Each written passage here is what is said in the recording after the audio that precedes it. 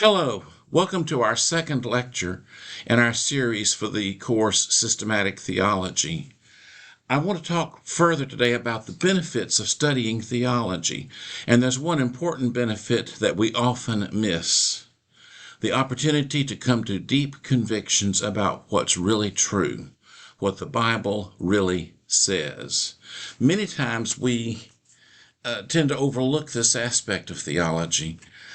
Part of that is because we've grown up in an age, we all live in an age where people will say things like, well, so-and-so says this, and the other person says that, and I think this other thing over here, and we tend to regard them as all equal. They are not all equal. Some people know more about these things than other people do, and we need to learn to listen to those who have thought deeply about especially important theological truths and learn from them and maybe adjust our own convictions in light of what we're learning.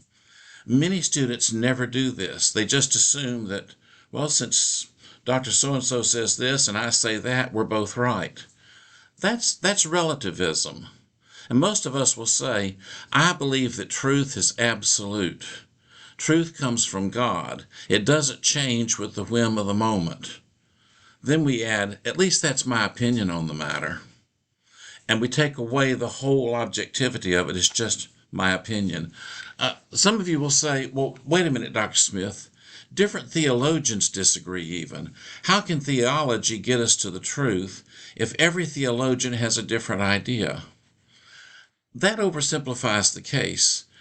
When we look at theologians who are oriented towards Christ through the Bible with a deep, rich understanding of biblical authority, we find the disagreement is less apparent than it seems.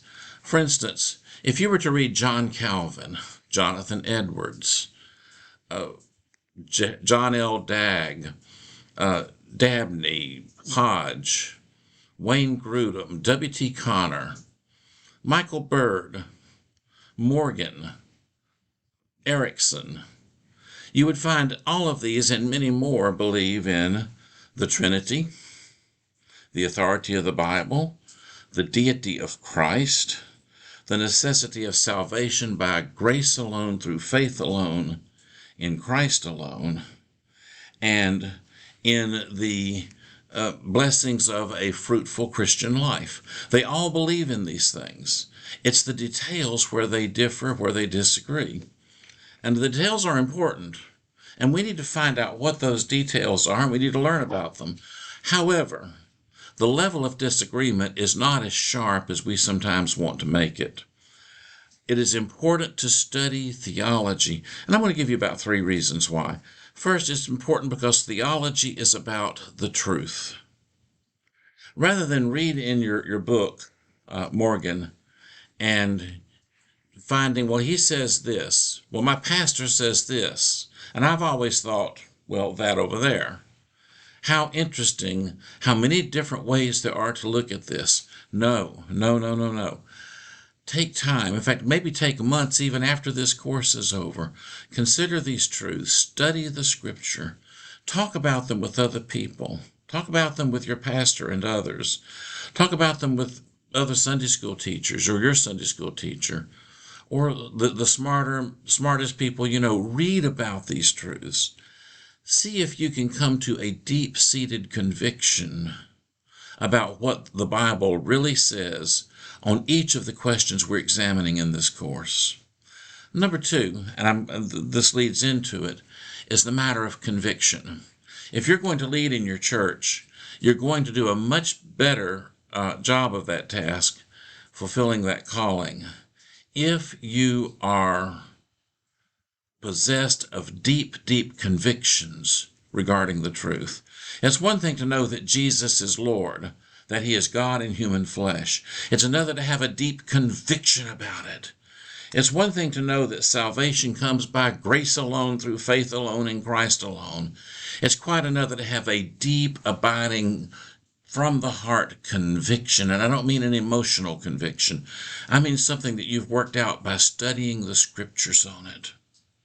to where you know it, to where if someone challenges that idea, you can come back with an answer. An answer not born of the moment, but one born of deep conviction developed over time. You will be a more effective preacher, a more effective teacher of the Bible, a more effective leader in your church if what you say in any given moment comes out of deep convictions based on study of the Scripture and reading the best theologians and Bible scholars who are out there. This course is designed to help introduce you to some of that and get you started on that path. Third reason for it, it pleases God. Jesus said in his high priestly prayer, John chapter 17, sanctify them in the truth. Thy word is truth. We should be sanctified, that is, set apart in what's true. Not what we think, what we believe, what the whim of the moment leads us to say, not even what gets us excited for the moment emotionally, but what's really true. And we find that by setting apart ourselves to study the truth, to study different interpretations and beliefs, and come to a deep understanding of what's really contained in the Scripture. And we set ourselves apart to study the truth, we find that the prayer of Christ is answered, and we are sanctified or set apart in the truth, which is the Word of God. God is pleased when his children minister and teach and preach out of deep, abiding conviction, born of study of the Scriptures, born of study of the greatest theologians he has given us to study. The Bible says God gives teachers to the church. Well, some of those, I named a few of them.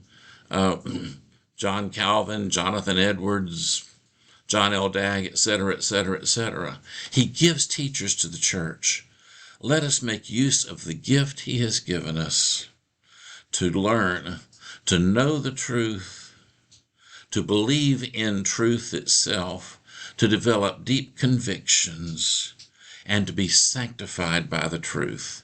That is our task, and this course is designed to get you started seriously down the road to becoming that person.